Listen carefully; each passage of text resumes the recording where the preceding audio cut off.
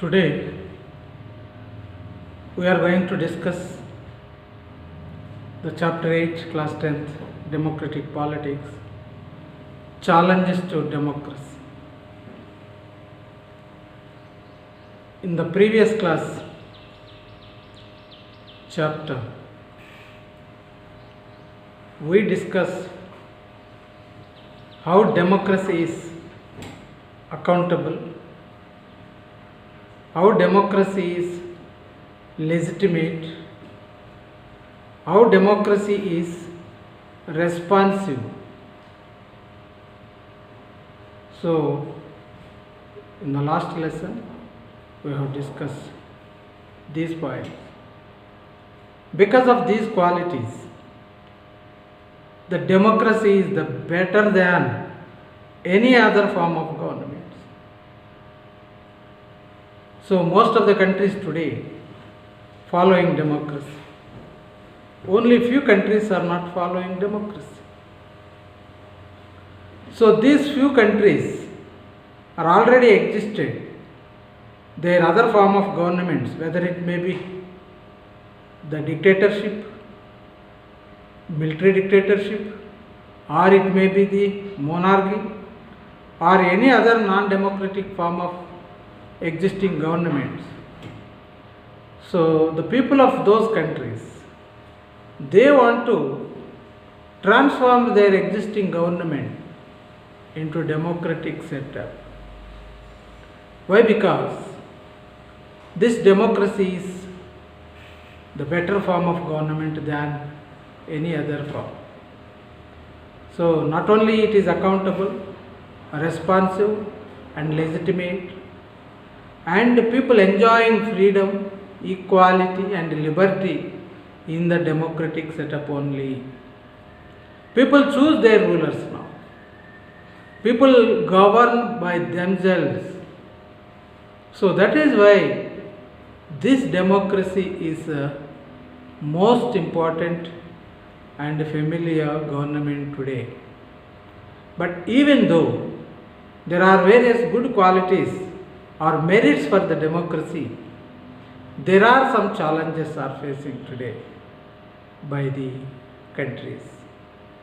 The challenges are nothing but difficulties. While moving forward, we are facing difficulties. These difficulties can be overcome by adopting various measures. The challenges cannot be overcome. That doesn't mean that challenges cannot be overcome. These can be overcome by adopting various methods. If we overcome these challenges, suppose some other challenges may be come again. So like this, democracy is always, it is a continuous process. It is a continuous process. So consultation and consent of the people is the most important quality of the democracy. So this democracy, though it is successful, we are facing the challenges. These challenges are categorized mainly three groups, three challenges. One is foundational challenge.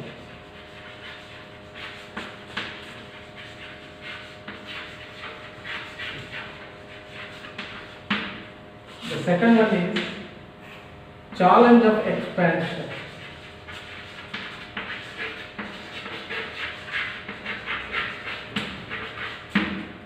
The third one is deepening of challenge.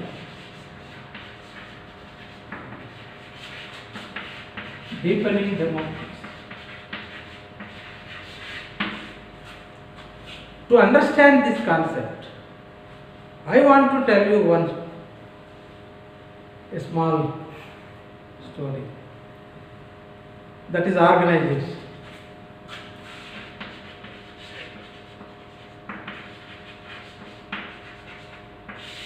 Functioning of organization. So, functioning of organization is nothing but functioning of any country, any government. So, functioning of organization There are here, there are three levels of the people are there.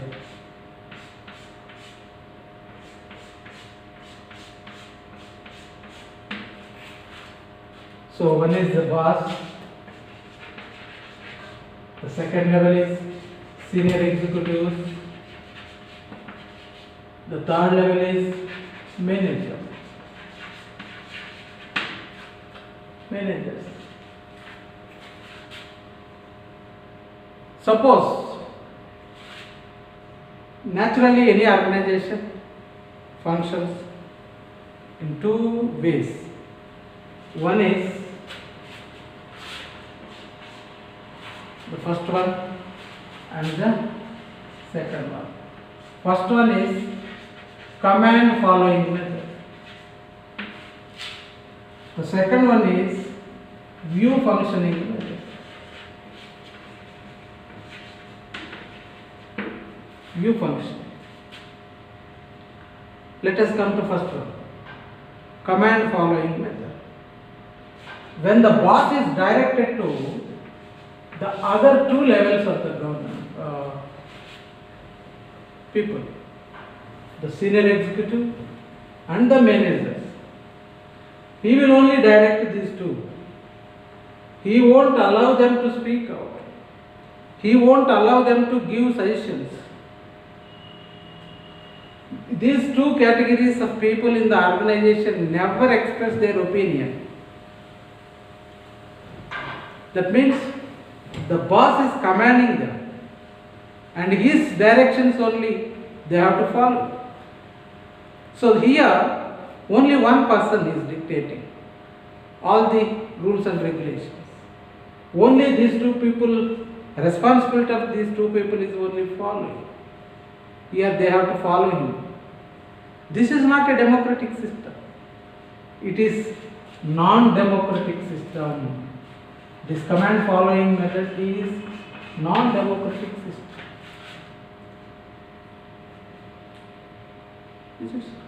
Take for example China. China is a country where ruled by the Communist Party. No other political party is allowed in that country. No citizen is given equal rights, and no citizen, if the citizen wants to contest in the election other than the Communist Party citizens, that is members, they were not allowed to contest in the elections. It is nothing but party monopoly. So this is what is non-democratic system. In the 9th class we have seen Pinochet government in Chile. That is also military dictatorship. It is a non-democratic government. If you go to Myanmar today, there is also military dictatorship. If you see the example of Iran, Saudi Arabia, there also non-democratic system.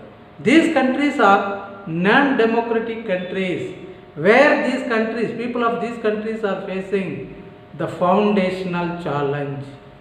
What is that? Foundational. Existing governments are not democratic and they wanted to replace the government by either struggle or some other way.